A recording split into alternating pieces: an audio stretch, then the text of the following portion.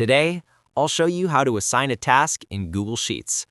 Open Google Sheets and go to the spreadsheet you use for task management. Right-click on the task you want to assign and add a comment. Type @ followed by the name or email of the person you want to assign the task to. Tick the box to assign the task, and you can manage permissions for the sheet if you want them to be an editor so they can edit, or you can make them a commenter so they can comment, etc. Next, click Comment. They will receive an email notification and they can mark the task as completed once they're done. That's how you can assign a task in Google Sheets. I hope this tutorial helped you. If you found this video useful, make sure to like, comment, and subscribe for more helpful tutorials. Feel free to reach out if you encounter any issues during the process. If this video helps you out, please leave a like and subscribe. Comment below if you have any questions.